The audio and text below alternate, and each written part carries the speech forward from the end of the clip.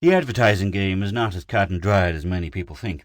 Sometimes you spend $1 million and get no results, and then some little low-budget campaign will catch the public's fancy and walk away with merchandising honours of the year. Let me sound a warning, however. When this happens, watch out. There's always a reason for it, and it isn't always just a matter of bright slogans and semantic genius. Sometimes the product itself does the trick, and when this happens, people in the industry lose their heads trying to capitalize on the freak good fortune. This can lead to disaster. May I cite one example? I was on loan to Elaine Templeton Inc., the big cosmetics firm, when one of those prairie fires took off, and as product engineer from the firm of Bailey, Hazlitt and Persons advertising agency, I figured I'd struck pure gold. My assay was wrong. It was fool's gold in a pool of quicksand. Madame Elaine herself had called me in for consultation on a huge lipstick campaign she was planning. You know, now at last a truly kiss-proof lipstick. The sort of thing they pull every so often to get the ladies to chuck their old lip goo and invest in the current dream of non-smearability. It's an old gimmick, and the new product is never actually kiss-proof, but they come closer each year, and the gals tumble for it every time.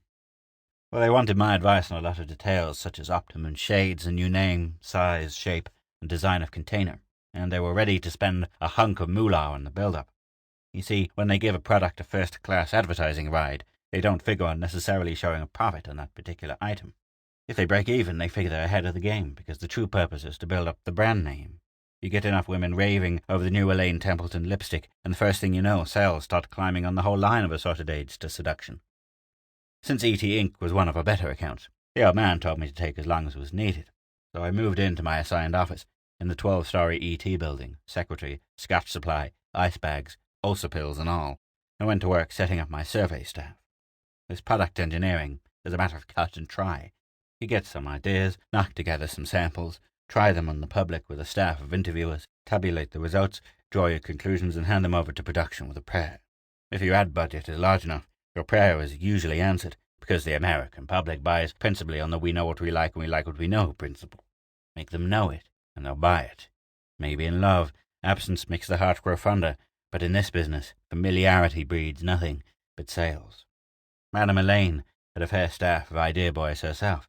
In fact, every other department head had some gimmick he was trying to push to get personal recognition.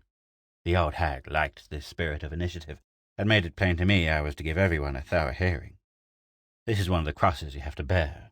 Everyone but the janitor was swarming into my office with suggestions, and more than half of them had nothing to do with the lipstick campaign at all.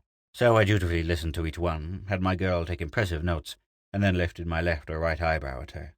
My left eyebrow meant file them in the wastebasket. This is how the atomic after-bath dusting powder got lost in the shuffle, and later I was credited with launching a new item of which I didn't even have a record. It came about this way. Just before lunch one day, one of the old hag's promotion-minded pixies flounced her fanny into my interview chair, crossed her knees up to her navel, and began selling me her pet project. She was a relative of the madame, as well as a department head, so I had to listen. Her idea was corny. A new dusting powder with atomium added to it called Atomic Afterbath Dusting Powder. Atomic, of course, being a far-fetched play on the word atomic. What delighted her especially was that the intimate, meaningful word tummy occurred in her coined trade name, and this was supposed to do wonders in stimulating the imaginations of the young females of the man-catching age. As I said, the idea was corny, but the little hazel-eyed pixie was not. She was about 24, black-haired, small-waisted, and bubbling with hormones. With her shapely knees and low-cut neckline, she was a pleasant change of scenery from the procession of self-seeking Middle Ages I had been interviewing. Not that her motive was any different. I stalled a little to feast my eye. "This atomian added item," I said. "Just what is atomian?" "That's my secret," she said, squinting her eyes at me like a fun-loving little cobra. "My brother is assistant head chemist, and he's worked up a formula of fission products we got from the Atomic Energy Commission for experimentation." "Fission products," I said. "That stuff's dangerous." "Not this formula," she assured me. "Bob says there's hardly any radiation in it at all. Perfectly harmless." "Then what's it supposed to do?" I inquired naively. She stood up, placed one hand on her stomach and the other behind her head, wiggled and stretched. "Atomic bath powder will give milady that wonderful, vibrant, atomic feeling," she announced in a voice dripping with innuendo. "All right," I said. "That's what it's supposed to do. Now what does it really do? Smells good and makes her slippery dry, like any other talcum. She admitted quite honestly. It's the name and the idea that will put it across. And $500,000, I reminded her. I'm afraid the whole thing is a little too far off the track to consider it this time. I'm here to make a new lipstick go, maybe later. I appreciate that, but honestly, don't you think it's a terrific idea? I think you're terrific, I told her, raising my left eyebrow at my secretary. And we'll get around to you one of these days. Oh, Mr. Sanders, she said, exploding those big eyes at me and shoving a half-folded sheet of paper at me. Would you please sign my interview voucher? In Madame Elaine's organization, you had to have a written excuse for absenting yourself from your department during working hours. I supposed that the paper I signed was no different from the others. Anyway, I was still blinded by the atomic blast of those hazel eyes. After she left, I got to thinking it was strange that she had me sign the interview receipt. I couldn't remember having done that for any other department heads. I didn't tumble to the Pixies' gimmick for a whole month. Then I picked up the phone one day, and the old man spilled the news. I thought you were making lipstick over there. What's this call for ad copy and a new bath powder? The incident flashed back in my mind, and rather than admit I had been bypassed, I lied. You know that Madame, she always gets all she can for her money. The old man muttered. I don't see taking funds from the lipstick campaign and splitting them off into little projects like this, he said. $25,000 would get you one nice spread in the Post, but what kind of a one-shot campaign would that be? I mumbled excuses, hung up, and screamed for the Pixie. My secretary said, Who? Little Sexy Eyes, the atomic bath powder girl. Without her name, it took an hour to dig her up, but she finally popped in, plumped down, and began giggling. You found out. How? I demanded. Did you arrange it? Easy. Madame Elaine's in Paris. She gave you a free hand, didn't she? I nodded. Well, when you signed your okay on the atomic. That was an interview voucher. Not exactly, she said, ducking her head. The damage was done. You don't get ahead in this game by admitting mistakes, and the production department was already packaging and labeling samples of atomic bath powder to send out to the distributors. I had to carve the $25,000 out of my lipstick budget and keep my mouth shut. When the ad copy came over from my firm, I looked it over, shuddered at the quickie treatment I'd given it, and turned it loose. Things were beginning to develop fast in my lipstick department, and I didn't have time to chase the powder thing like I should have, since it was my name on the whole damned project. So I wrote off the money and turned to other things. We were just hitting the market with Madame Elaine Templeton's Kismet when the first smell of smoke came my way. The Pixie came into my office one morning and congratulated me. You're a genius, she said. Like the Kismet campaign, do you? I said, pleased. It stings, she said, holding her nose. But atomic bath powder will pull you out of the hole. Oh, that, I said. When does it go to market? Done, went, a month ago. What? Well, you haven't had time to get it out to the lab yet. Using a found substance, you should have had an exhaustive series of allergy skin tests on 1,000 women before. I've been using it for 2 months myself, she said. And look at me. See any rashes? I focused my eyes for the first time, and what I saw made me wonder if I were losing my memory. The Pixie had been a pretty little French pastry from the first, but now she positively glowed. Her skin even had that radiant atomic look right out of our corny low-budget ad copy. What have you done to yourself? Fallen in love? With atomic afterbath powder, she said smugly. And so have the ladies. The distributors are still reordering.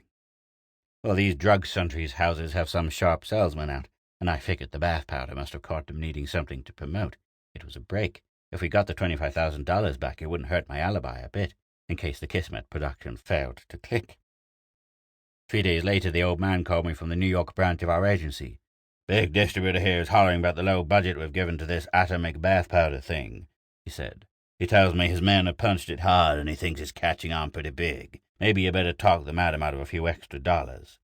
The old hag's in Europe, I told him, and I'm damned if I'll rub the Kismet lipstick deal any more. It's mostly spent anyway. The old man didn't like it. When you get the distributors on your side, it pays to back them up. But I was too nervous about the wobbly first returns we were getting on the Kismet campaign to consider taking away any of the unspent budget and throwing it into the bath powder deal. The next day I stared at an order from a West Coast wholesaler and began to sweat. The Pixie fluttered it under my nose. 2 more carloads of atomic bath powder, she gloated. 2 more carloads? Certainly. All the orders are reading carloads, she said. The thing has busted wide open. And it had.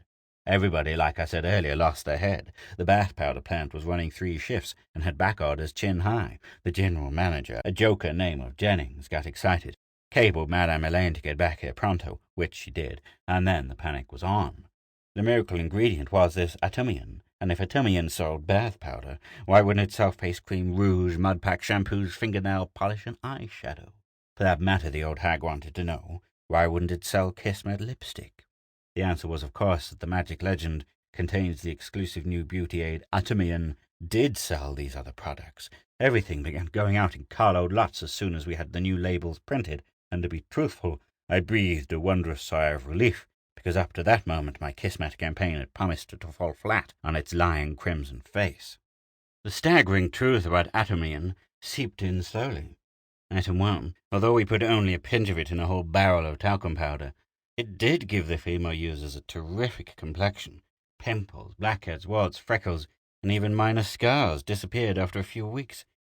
And from the very first application, users mailed us testimonials swearing to the atomic feeling of loveliness. Item 2. About 1 grain of atomian to the pound of lipstick brought out the natural color of a woman's lips and maintained it there, even after the lipstick was removed. Item 3. There never was such a shampoo, for once the ad copywriters failed to exceed the merits of their product. Atomian tinted hair took on a sparkling look, a soft texture, and a natural-appearing wave that sent beauty operators screaming for protection. These beauticians timed their complaint nicely. It got results on the morning that the whole thing began to fall to pieces. About 10 a.m., Jennings called a meeting of all people concerned in the atomic powder project, and they included me as well as the pixie and her brother, the assistant chemist. Everyone was too flushed with success to take Jennings' opening remark too seriously. "It looks like we've got a winner that's about to lose us our shirts," he said. He shuffled some papers and found the one he wanted to hit us with first. "The beauticians claim we are dispensing a dangerous drug without prescription. They have brought suits to restrain our use." Madame Elaine, in her mannishly tailored suit, was standing by a window staring out. She said, "The beauticians never gave us any break, anyway. Hell with them. What next?" Jennings lifted another paper. "I agree, but they sick the pure food and drug people on us. They tend to concur." "Let them prove it first," the old hag said, turning to the pixie's brother. "Eh, Bob?" "It's harmless," he protested, but I noticed that the pixie herself, for all her radiance, had a troubled look on her face. The general manager lifted another paper. "Well, there seems to be enough doubt to have caused trouble. The Pure Food and Drug Labs have bypassed the courts and put in a word to the Atomic Energy Commission. The AEC has cut off our supply of the fission salts that go into Atomian, pending tests." That brought us all to our feet. Madame Elaine stalked back to the huge conference table and stared at Bob, the chemist. "How much of the gunk do we have on hand?" "About a week's supply at present production rates." He was pale, and he swallowed his Adam's apple 3 times. The worst was yet to come. The pixie looked around the table, peculiarly unchanged by the news. She had trouble in her face, but it had been there from the start of the conference. "I wasn't going to bring this up just yet," she said, "but since we're here to have a good cry, I might as well let you kick this one around at the same time. Maybe you won't mind shutting down production, after all." The way she said it froze all of us, except the madam. The madam said, "Well, speak up. What is it?" "I've been to 12 different doctors, including 8 specialists. I've thought and thought until I'm half crazy, and there just isn't any other answer," the pixie said. She stared at us and clenched her fists and beat on the shiny table. "You've got to believe me. There just isn't any other answer. Atomian is responsible for my condition, and all 12 doctors agreed on my condition." Still standing, Madame Elaine Templeton grabbed the back of her chair until her knuckles turned white. "Don't tell me the stuff brings on hives or something." The pixie threw back her head, and a near hysterical laugh throbbed from her lovely throat. "Hives? Hell, I'm pregnant." Well, we were all very sorry for her, because she was unmarried, and that sort of thing is always clumsy. At any moment, however, none of us believed the connection between her condition and Atomian. Being a distant relative of the madame, she was humoured to the extent that we had the great lab get some guinea pigs and douse them with Elaine Templeton's after-bath powder, and they eventually professed to make a daily check on them. Meanwhile, production ground to a halt on all Atomian-labelled products, which was everything, I think, but the eyebrow pencils. With every drugstore and department store in the country screaming to have their orders filled, It was a delicate matter, and it took a lot of string-pulling to keep the thing off the front pages. It wasn't the beauticians' open charges that bothered us, because everyone knew they were just disgruntled. But if it leaked out that the AEC was disturbed enough to cut off our fishing products, every radio, newspaper, and TV commentator in the business would soon make mincemeat out of us over the fact that Atumian had not been adequately tested before marketing. And this was so right. We took our chances and submitted honest samples to the Bureau of Weights and Measures and the Pure Food and Drug Labs, and held our breath. The morning the first report came back in our favor, there was a great rejoicing, but that afternoon our own testing lab sent up a man to see Jennings, and he called me instantly. "Stanford, get up here at once. The guinea pigs just threw 5 litters of babies." "Congratulations," I told him. "That happens with guinea pigs, I understand." "You don't understand," he thundered at me. "This was test group F6, all females, and every one has reached maturity since we bought and segregated them." "There must be some mistake," I said. "There better be," he told me. I went to his office, and together we picked up the madame from her penthouse suite. She followed us into the elevator reluctantly. "Absurd, absurd," was all she could say. We watched the labmen check the 10 adult pigs one by one. Even as inexpert as I am in such matters, it was evident that all 10 were females, and the 5 which had not yet participated in blessed events were but hours from becoming mothers. We went our separate ways, stunned. Back in my office, I pulled out a list of our big wholesale accounts, where the Atumian products had been shipped by the carloads. The warehouses were distributed in every state of the Union. Then I ran my eye down the list of products which contained the devilish Atumian. There were 38 in all, including a complete line of men's toiletries, shaving lotion, shampoo, deodorant, and body dusting powder. I thanked God that men didn't have ovaries. Dolores Dunay, that was the pixie's name, opened my door and deposited herself gingerly in a chair opposite me. I said, "You look radiant." She said, "Don't rub it in, and I'll have a shot of that." I shared my Hague and Hague with her, and we drank to the newly departed bottom of the world. My secretary tried to give me the list of people who had phoned, and a stack of angry telegrams about back orders, but I waved her away. "Dolores," I said, "there must have been a boy guinea pig loose in that pen. It's just too fantastic." "Are you accusing me of turning one loose just to get off the hook myself?" she snapped. "What you've got, excuses, won't cure," I told her. "But we've got to get facts. My God, if you're right." "We've sworn everyone to secrecy," she said. "There's a $10,000 bonus posted for each employee who knows about this, payable when the statute of limitations runs out on possible litigation." "You can't swear the public to secrecy," I said. "Think a minute," she said coldly. "The married women don't need excuses, and the single girls, who will believe them. Half of them, or better, have guilty consciences anyway. The rest, they're in the same boat I was, without a lap full of guinea pigs to back them up." "But how did it happen in the first place?" Bob has been consulting the biologist we retained. He keeps asking the same question. He says parthenogenesis and higher life forms is virtually impossible. Bob keeps pointing at the little pigs, and they're going round and round. They're examining the other 11 test pens now, but there's no question in my mind. I have a personal stake in this experiment, and I was very careful to supervise the segregation of males and females. My sanity returned in one glorious rush. There was a bugger factor, Dolores herself. In her eagerness to clean her own skirts, Dolores had tampered with the integrity of the experiment.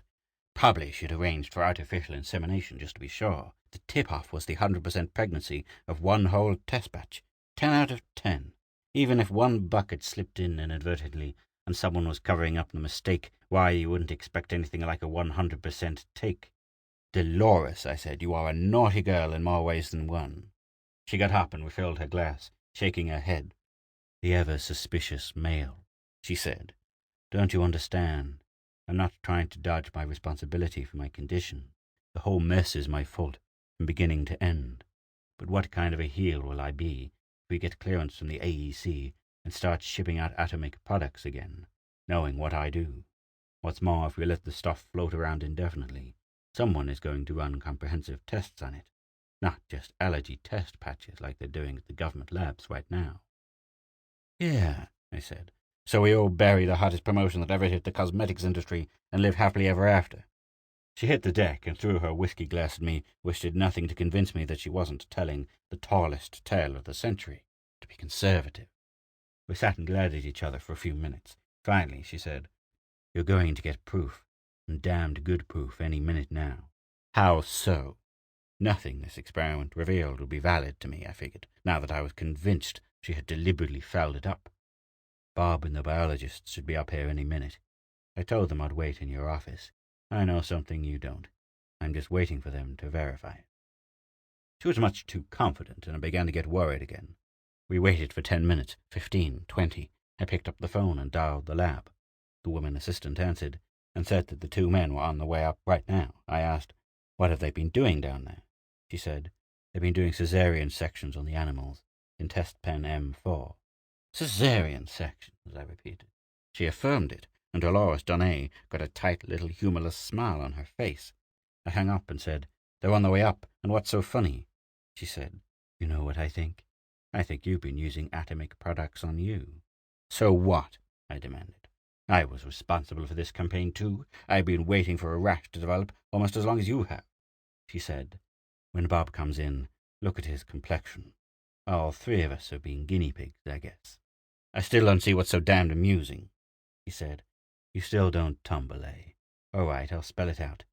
Cesareans performed on test patch M4. So, the M stands for male, she said. She timed it just right. The hall door opened and Bob trailed in with a dazed look. The biologist was half holding him up. His white lab smock was freshly blood-stained, and his eyes were blank and unseeing. But for all his distress, he was still a good-looking young fellow.